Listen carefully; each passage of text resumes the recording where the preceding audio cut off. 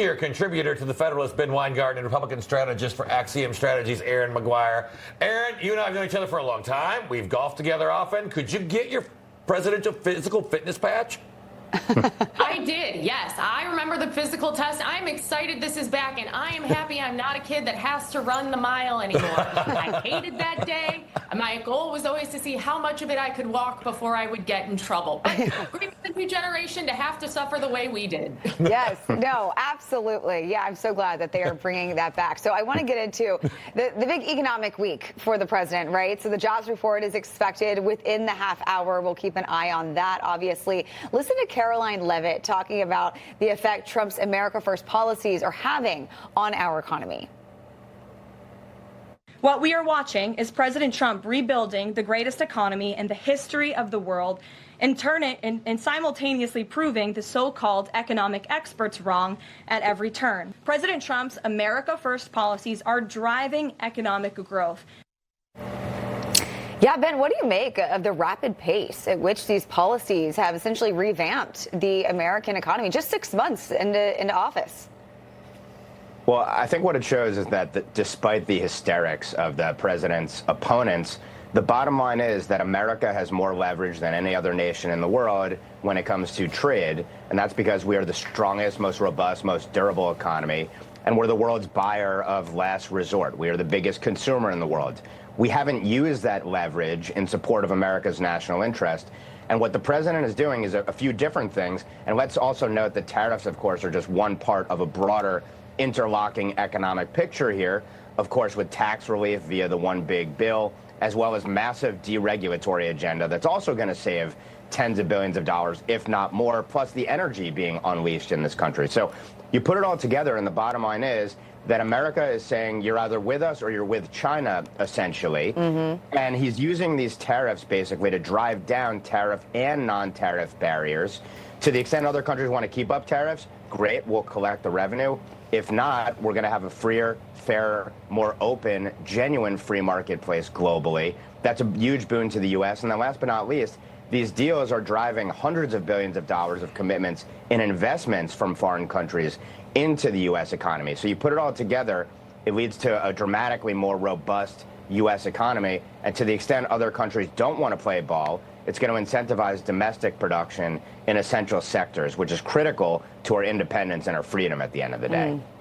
Yeah, Erin, I mean, I think this week has shown people like, oh, yeah, I forgot how good Trump was at this. I mean, I've looked, when you see the economic numbers, the trade numbers, obviously the border numbers, but his approval rating has improved by 2% just in the last week, and we're about to get that jobs report. Let's hope that's positive, too.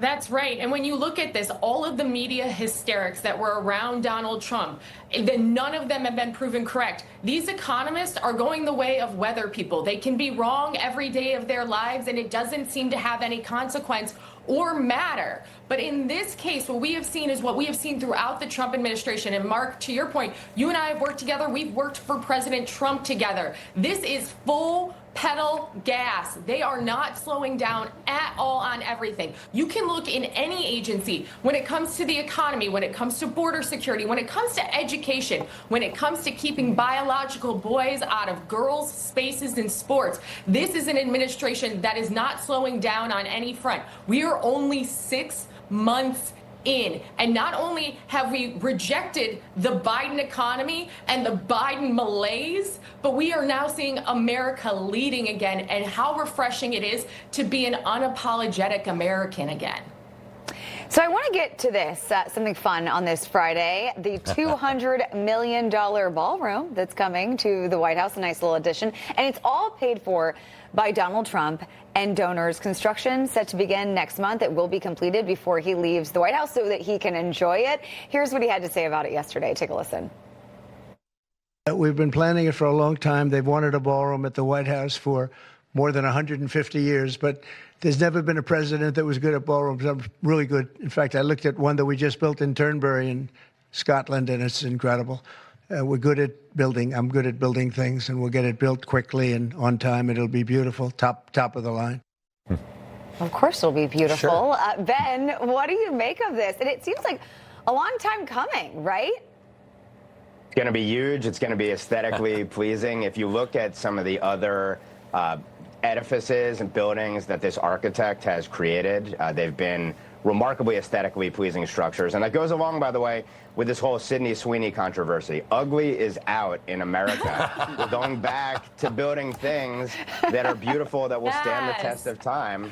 And that's my segue for the week. That's all I've got. Ugly is out. Yes, Wow. end the war on hot in America. Let's go. All right, Erin, I mean, Love it reminds me of Mar-a-Lago. It reminds me of the old presidential ballroom at the Trump Hotel, which is now in D.C., which is now the Waldorf. We got the Truman balcony. Will this be the Trump ballroom?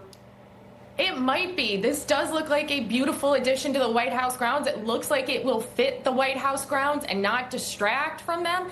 And it will be a utility space for the president and the American people. And in true Trump fashion, he's going to get this done faster than almost any ballroom you've ever seen built. So Also it'll be a beautiful addition to the Seems grounds. big enough for a golf simulator. There's not going to be a second bowling let's alley. go. We got to set that up. Yeah. Come on. All right.